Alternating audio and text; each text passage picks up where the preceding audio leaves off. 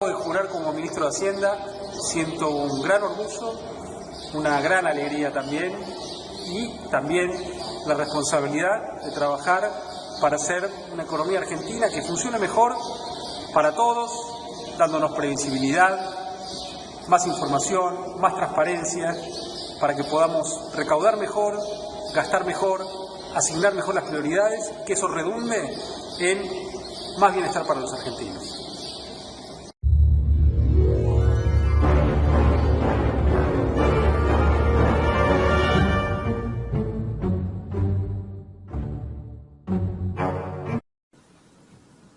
Dentro de todo este conjunto de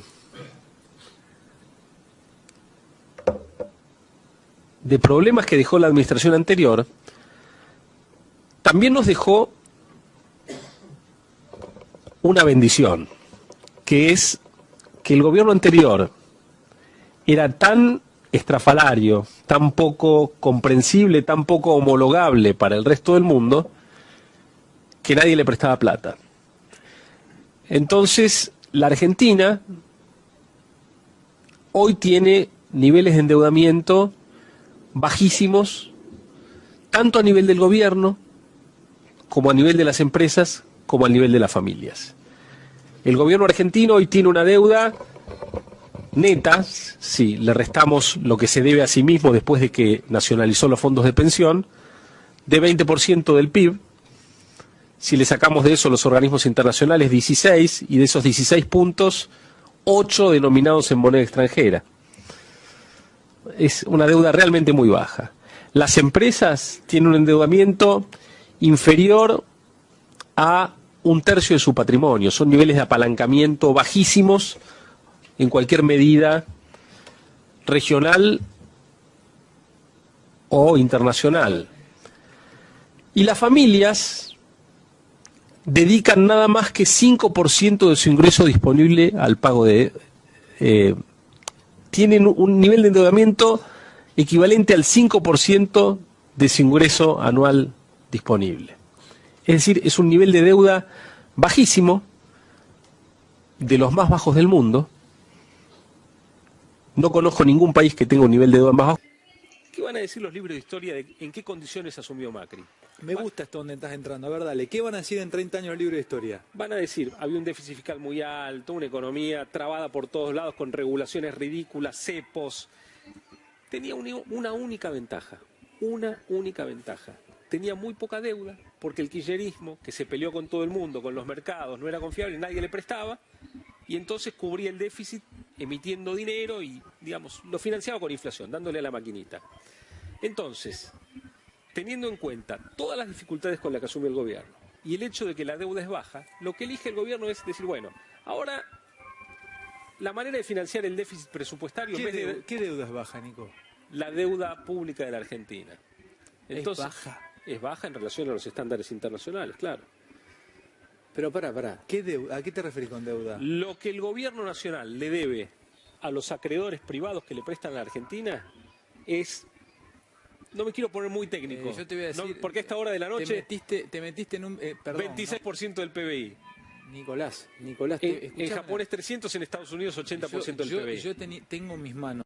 Yo diría que este gobierno asumió con una ventaja clara, que era su capacidad de endeudarse, producto de la baja deuda que le había dejado el gobierno anterior, bajo el precepto de que no había un problema de solvencia, ¿no? La Argentina es un país solvente porque si la economía crece al 3% anual, por más que el gobierno tenga un déficit fiscal como el que planteó en sus metas de 4,8 este año, 3,3 el que viene, bueno, termina estabilizando su deuda en un nivel de 28-29% del PBI, que es mucho más bajo que el que tienen los países emergentes. O sea, no habría endeudándose mucho, no habría ninguna duda respecto de la capacidad de pago. De la solvencia, es decir, ¿cómo se mide la solvencia? Bueno, se mide en el tiempo si la deuda sube para siempre o no sube para siempre, si se estabiliza en un punto razonable. Esa simulación... Señores, Nicolás Dujovne manifestando. No volvamos al fondo, Carlos. ¿Qué es eso? Bueno, hay una campaña extrañísima, organizada por el exoficialismo, donde asocia el arreglo con los holdouts con volver al fondo. Justamente me parece que es casi una propuesta contrapuesta a la del gobierno, que es salir del default, poder financiarse en los mercados internacionales para no tener que ir al fondo. A ver, quiere decir que el arreglo con los holdouts, la salida del default, es el camino paradójico para no ir al fondo. A la vía heterodoxa o gradualista desde el punto de vista fiscal. Bueno, es una de las vías para la vía gradualista, y el no acuerdo fiscal, porque, ojo, si fuéramos al fondo también tendríamos esa vía gradualista. Pero la Argentina ha elegido no ir al fondo, ha elegido la vía gradualista vía endeudamiento en el mercado y no con el FMI, porque el FMI de repente quiere poner condicionamientos que la Argentina no va a querer tomar. Bueno, y estamos, como habíamos anticipado, con el ministro de Hacienda y Finanzas, Nicolás Dujovne, en días muy intensos para él, para la Argentina, para la economía. Hola, Nico. ¿Qué tal, Carlos? Muchas gracias por la invitación. Muchas gracias por estar a vos acá, que en un par de horas estarás volando a Washington para discutir todo lo que tienen que discutir con la gente del fondo, que me gustaría empezar por ahí. ¿Cuál es tu agenda ahora en este viaje? Bueno, mi agenda en este viaje es encontrar términos más flexibles para el programa que habíamos acordado en el mes de junio. En un año, Dujovne duplicó su patrimonio en un 80%, Nati. Así es, estos son datos que se conocieron oficialmente, tiene que ver con la declaración jurada que hacen los funcionarios del Gobierno Nacional ante la Oficina Anticorrupción, que dirige Laura Alonso. Estamos hablando de 217 millones de pesos.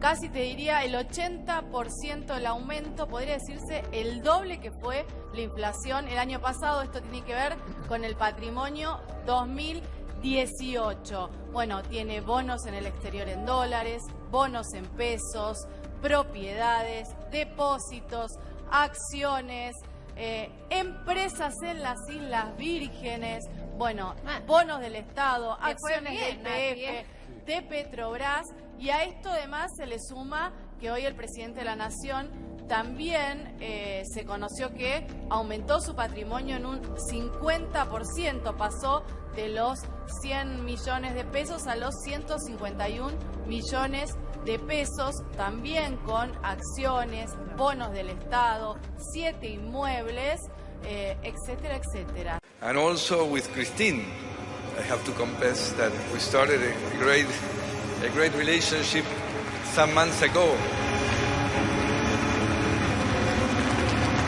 And I expect that this is going to work very well and will end up in the whole country crashing on with Christine.